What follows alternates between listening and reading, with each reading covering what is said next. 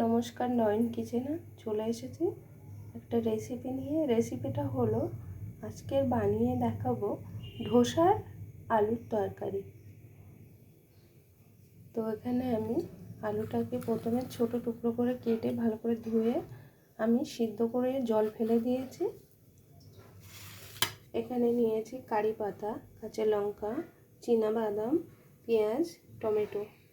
তো পুরো ভিডিওটা দেখতে থাকুন। এখানে আমি কড়াইতে দিয়েছি সাদা তেল। এখানে দিয়ে দিচ্ছি কালো সরষা, এখানে দিয়ে দিচ্ছি কারি পাতা, কাঁচা লঙ্কা কুচি,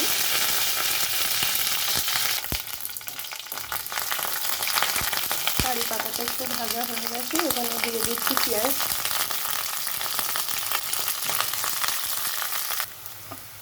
এখানে পেঁয়াজটা একটু ভাজা হয়েছে হালকা।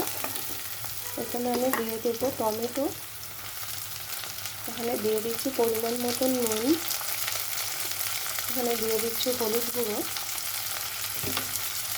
একটু নেড়ে চেড়ে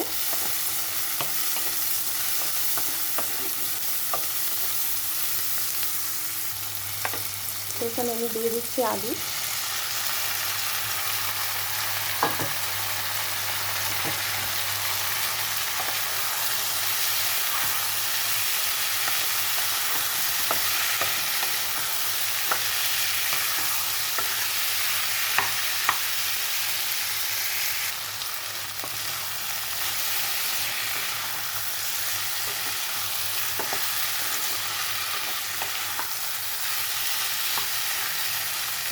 এখানে আমি দিয়ে দিচ্ছি খুব অল্প পরিমাণে একটু মিষ্টি,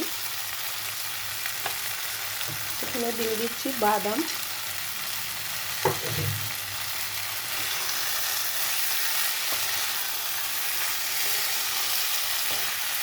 ভালো করে কষাতে হবে।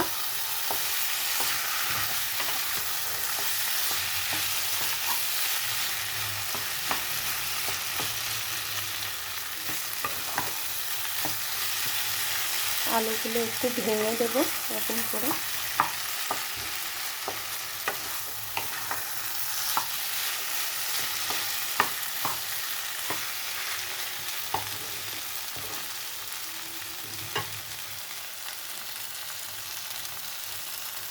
এখানে নিয়েছি সাম্বার মশলা, তো এখানে আমি একটু দিয়ে দিচ্ছি উপর থেকে সাম্বার মশলা।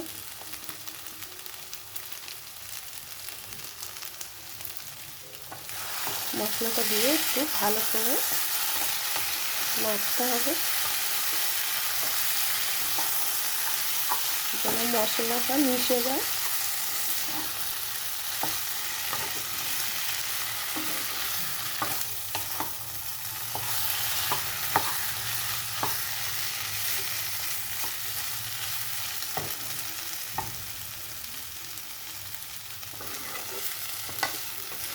তো হয়ে গেছে, এটা নামিয়ে নিচ্ছি।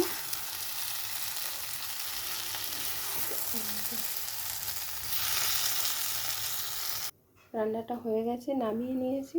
তো এই রান্নাটা রুটি বা পরোটা আর ধোসারই তরকারি, রুটি পরোটার সঙ্গে ভালোই লাগবে। আর ধোসা তো বানানোই হয়েছে ধোসার জন্য।